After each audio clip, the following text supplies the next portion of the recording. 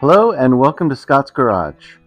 You know, occasionally a situation comes around that makes everything in the garage come to a full stop. And we had one of those situations come up, and I just want to tell you a little bit more about it right now. I have a lot of projects that I'm currently working on, like this project, which I'll tell you about later. This is a very big project, which I think you'll really like. And I have some other things here, which I have this project, and then I also have in that box that project. So as you can see, pretty busy with lots to do, and the projects usually follow kind of a natural progression of what I need to do first and what can wait and that kind of thing. But the big problem that we have right now that we have to address immediately here on Scott's Garage is a home charging station for the Tesla electric car. So Lily, with her precious Model Y, she loves it to death. She drives it all over and she just loves the thing.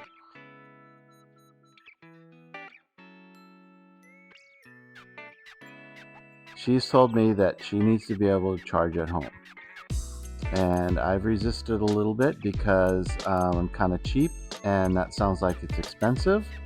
And I'm not sure how much it's going to cost or what's going on. She charges right now at work, which is great, but then sometimes on the weekend we go places with it because it is our main car that we use for everything. And then we need to charge it like on a Saturday night for a Sunday trip, and she doesn't have the opportunity to charge at work. So she needs to have a home charging station here at the house. So that is our task here on Scott's Garage. In doing some research, there's a couple of ways that we could do it. You can get the Tesla charge wall or the Tesla charging station, which you buy it from them and you mount it on the wall, and it's cool. It's expensive, but that's pretty cool, and that usually needs to be installed by an electrician. Or you can go with just a standard plug, and we'll go over those kind of plugs later. And you can just kind of plug it in like you would maybe at a campsite or something like that. Not really at a charging station or supercharger, but like you would plug in at a campsite. So I think that's what I'm going to do. The problem that I ran into is that as soon as I started to look at that, our panel, which is over on the back of the house, the farthest from the garage where we need it, is our panel looks like this.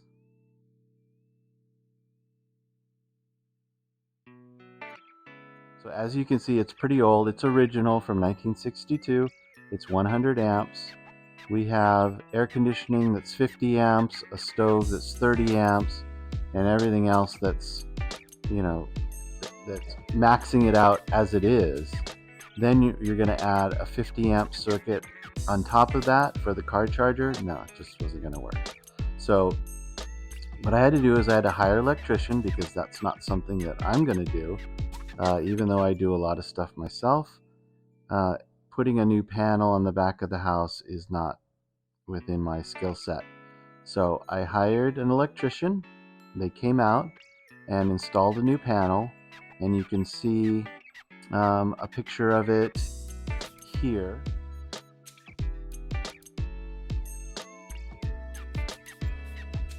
So here's the new panel installed and painted. And one of the things that I did was a suggestion from my brother Darren is from the crawl space up above, I ran some conduit, just empty conduit, into the box, and before that they stuccoed it. So in the future, if I want to run something else from this panel, I can, like solar panels or some other, big piece of equipment. I'm thinking of adding a induction stove. Right now we have a gas cooktop in the kitchen. I'm thinking of adding an induction cooktop. So I think that might be a good place for that option. But I have a little video of me before the stucco was in, and I'll play that now. And here is my flexible conduit with nothing in it, the brown one. And it goes up there and into the crawl space. Thanks, bro. Here's the panel open. In the very first circuit, that's a 50 amp circuit for the car charger, and that's currently turned off. And we have a whole coil of 10-3 wire going up into the crawl space up there.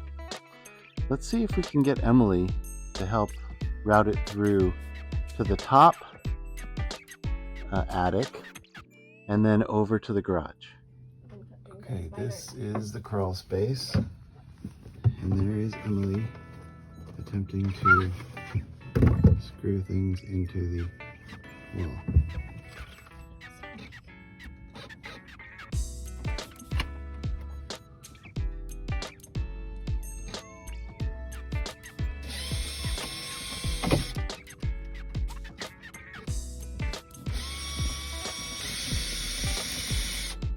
You can see the 10-3 Romex coming out of the attic. Thank you to Emily, she's such a trooper. She was able to do the attic and small crawl space work and feed it all the way through here, and then I was able to do the stuff. This is the garage, and I want to put the charger somewhere over here. The idea is that Lily will pull her car in here. The charging port is on the back left of the car. So if I hung something just inside here, just inside where the garage door is on one of the rafters, then she could pull down and just plug in the car. So that's the idea. Running the 10-3 Romex around the ceiling of the garage, that was my task. And Emily is done because I don't want her to do this. And then what I did is I installed this box up here, and maybe it's easier to see over here. Installed this box and a NEMA 14-50 plug. So this will accommodate a 50 amp 220 cord to go in, and it will charge the car pretty well. This is a good time to talk a little bit about the charging voltage. I don't know about the Tesla wall charger, but I do know that the different plugs that you can use to charge your car, your electric car. The electric car comes with a 110 plug that you can plug in your regular house outlet and plug in the car, and it will charge. And you think, wow, that's great, I can just do that. I can just use an extension cord or plug it in anywhere I want. Well, that's good, but it charges about 1% an hour. So if you want to charge the car, say 80%, say you're at 10 and you want to go to 90, you want to charge 80%, that's going to take you 80 hours to charge with a 110 wall socket. So I don't know how many days that is, but 80 hours is a long time, a lot longer. It's not really practical, let's just put it that way. Then you can do the 30 amp, which does pretty well. There's some like Charge America things that I've done, and you know, you can get in 3 hours, you can get 20% charge, which, you know, in a pinch, we had to do that in Death Valley. Our Death Valley trip, that was actually a 30 amp charger, and we waited 3 hours just to get 20%. Then you go to the 50 amp, which is what we're installing today, and that's pretty nice. The 50 amp, you can probably charge that 80% in about 4 hours. So it's really great at home. Let's go ahead and finish up this NEMA 14-50 connector and our 50 amp circuit. Okay, so I wired this in, just the stuff I got from Home Depot. It's not very expensive. The cable was a little bit expensive, but you know, that's market price of copper. And then the only thing we're going to do here is just put in this plate and the 4 screws, and then we can plug her in and see how it works. Just screwing that in, and we'll be all set. When you purchase your Tesla, at least the one we did, they give you this pack. And in this pack, you're supposed to keep all of your charging cables and everything. And so what they include in the pack is this cable, which this is the part you put in the car. You plug that in. And then this is your part that you need to plug into power. you can see it's just an empty socket there. And the one they give you is this one. Yay! I want to spend 80 hours charging with this 110 plug. So this fits in here. So this is kind of a waste. You can see we just sort of put that in there and put it in the attic because we're never going to use it. The thing you need is this. And you can buy this from Tesla. It's on their website, and it has the NEMA 14-50 plug, 50 amp 220, and you just plug this in right here, and something like that just plugs right in, and then we're ready to go. So this is really good if you're going to do camping, like the test camp. You're going to do some camping with your Tesla, and you have campsite plugins. So campsites usually have the 110, probably not a good option. They have 30 amp, and then they have this one. So what we did is we're going to keep this at home and just keep this plugged in all the time so we can just grab it and plug in the car. Then what I did is I ordered a whole nother set of this with this cable and with all three, the 50 amp, 30 amp, and the 110 plugs, so no matter where we were, at any campsite, any gas station, anything like that, we can plug in to just about anything. With varying results, but that's going to be pretty handy for us. So now it's a pretty easy process of just taking our 50 amp plug, plugging it in there, fits in there pretty tight, and then now what do we do with this? We got to find some way to make this a little bit more user-friendly. So my idea is to take a piece of wood and create like a hanger that hangs down.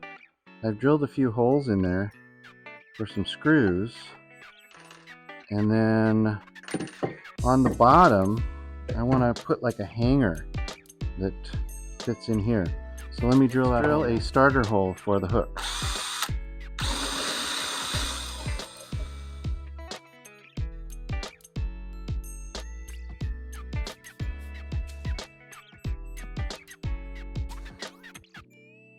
And one of the ways that you can screw the hook in is just grab a screwdriver and kind of do this. Give yourself some leverage. And so I think I want this at kind of like a 90-degree angle to this.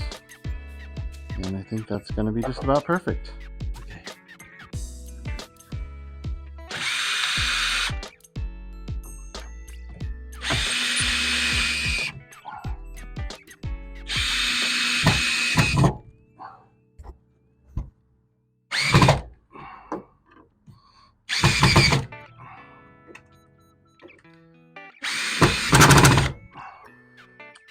And the last step is just to kind of wind this neatly around this somehow, so it is happy.